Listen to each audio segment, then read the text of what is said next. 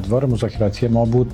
نزدیک به 4 ساعت Իրանի արտգործնախարար Աբբաս Արաղչին խստորեն քննադատել է ամերիկյան ուժերին, որոնք օգտագործում են հարևան արաբական երկրների տարածքները խաղաղ բնակիչների եւ երեխաների վրա հարձակվելու համար։ بعضی از قسمت‌ها هم آقای گروسی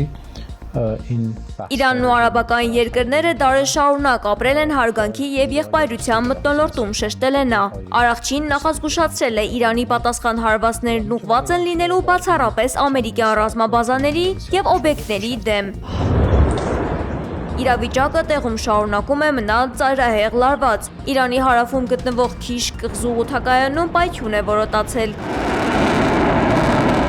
Ի պատասխան հարվածների Թեհրանը պաշտոնապես հայտարարել է հրթիռային հարձակումների նոր ալիք սկսելու մասին։ Իրանի ժամանակավոր կառավարող խորհուրդը որոշել է հարևան երկրների ուղղությամբ հարվածներ չիրականացնել։ Այս որոշումը կգործի, եթե այդ երկրներից հարձակումներ չլինեն, հայտարարել է Իրանի նախագահ Մասուդ Փեզեշքյանը։ Իրանը չի հարձակվի այլ երկրների վրա, եթե նրանց տարածքից հարձակումներ չլինեն։ Իրանի ժամանակավոր կառավարող խորհուրդը որոշել է այլևս չհարվածել տարածաշրջանի երկրներին։ Փեզեշքյանն իր խոսքում շեշտել է. «Թշնամու կապիտուլյացիայի երազանքները երբեք չեն իրականանա»։ Երեկ ԱՄՆ նախագահը սոցկայքում հայտարարել էր, որ Իրանի հետ կկնքվի միայն կապիտուլյացիայի գործարք։ Ավելի քան 80 կործանիչներ հարվածներ են հասցրել Թեհրանում կառավարական շենքերի եւ օբյեկտների։ Իսրայելի պաշտպանության նախարարության թիրախների թվում են նաեւ Իմամ Հուսեյնի անվան համալսարանը, որտեղ պատրաստվում են իսլամական հեղափոխության պահապանների կորպուսի սպաները, ինչպես նաեւ հրթիռային ստորաբաժանումը, բունկերները եւ ստորգետնյա ենթակառուցվածքներ բալիստիկ հրթիռների պահպանման համար։ Հրապարակվել են նաեւ կադրեր տարածաշրջանի խոշոր ծովային հանգույցներից մեկի՝ իրանական Բենդեր Աբաս նավահանգստի ուղղությամբ հարվածներից։ Հարվածներ է հասցվել նաեւ Քիշ կղզու օդանավակայանին։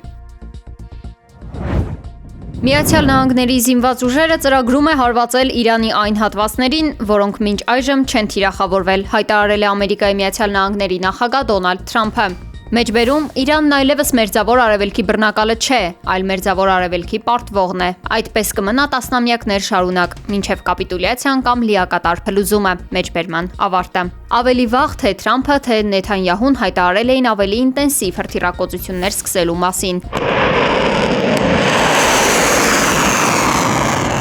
Իսկ այսօր առավոտյան Իսրայելի պաշտպանության բանակը հայտարարել է Թեհրանում նոր լայնածավալ հարվածների շարքի մեկնարկի մասին։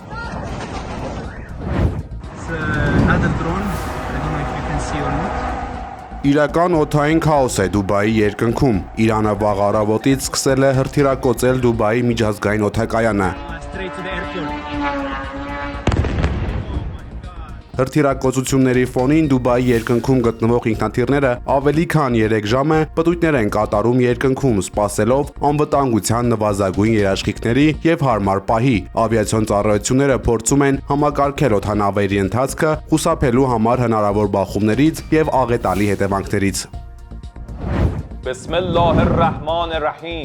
Եթե մենք ցանկանայինք հարձակվել Ադրբեջանի վրա, դա չէինք անի փոքր անօդաչու թռչող սարքով։ Այս մասին հայտնել է իրանական ֆարս գործակալությունը հղումանելով անվտանգության ծառայության աղբյուրին։ Շարունակելով Իրանին մեղադրել ահաբեկչության համար, Բաքվում ձերբակալվել է 8 քաղաքացի, իբրև թե ԻՀՊԿ-ի համար աշխատելու մեղադրանքով, հաղորդել է Ադրբեջանի պետական անվտանգության ծառայությունը։ Իսկ Իրանում Ադրբեջանի դեսպանատան 9 աշխատակից արդեն տարհանվել են երկրից, Բաքվից հնչող սպառնալիքների պատճառով։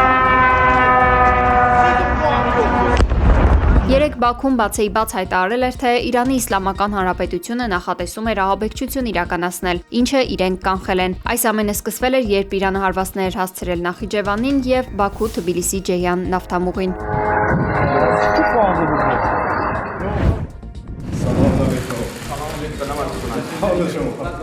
Ռուսաստանի նախագահ Վլադիմիր Պուտինը հեռախոսազրույց է ունեցել Իրանի նախագահ Մասուդ Փեզեշքյանի հետ։ Վերջինս մանրամասն ներկայացրել է հակամարտության վերջին ակտիվ փուլի զարգացումները։ Նա շեշտել է, որ Իրանը որևէ հարձակում չի սկսել Ադրբեջանի դեմ։ Ռուսական կողմի փոխանցմամբ Պուտինը վերահաստատել է Ռուսաստանի սկզբունքային դիրքորոշումը հօգուտ ռազմական գործողությունների անհապաղ դադարեցման։ Ռուսաստանի նախագահը նշել է, որ մշտական կապի մեջ է Պարսից ծոցի համագործակցության խորհրդի անդամ երկրների ղեկավարների հետ։ Համացանցում տեսանյութ է տարածվել, թե ինչպես է քաղաքացին փորձում հրկիզել ազգային անվտանգության ծառայության շենքը։ Հանցագործություն կատարելու կասկածանքով նա ձերբակալվել եւ ներկայացվել է նախաքննական մարմնին, հայտնել է ներքին գործերի նախարարության մամուլի խոսնակ Նարեկ Սարգսյանը։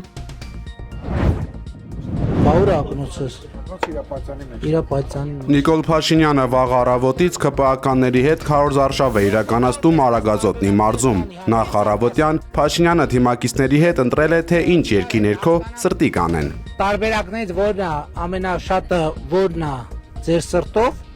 եւ գնանք ուրեմն այդ տարբերակով։ Իդեպ սրտիկ ցույց տալուն ԵԿՄ նախագահ Սասուն Միքայելյանը չի միացել։ Զպտա միած զպտա։ Աշտարակում Փաշինյանը զրուցել է քաղաքացիների հետ, ներկայացրել իրենց կատարած ծրագրերը, ապա Հայաստանի քարտեզով բրոշներ նվիրել։ Լավ դուք կկպցնեք հետո։ Չեմ, ես եմ թարց կպցնում։ Ուղիղ եթերում Աշտարակի քաղաքապետը առաջարկել է իրենց թիմակցին նշանակել բյուրականի վարչական ղեկավար։ Բյուրականի վարչական ղեկավար նշանակել։ Ուզում եք նշանակենք։ Լավ տղա է ապա։ Լավ տղեկին պետք է։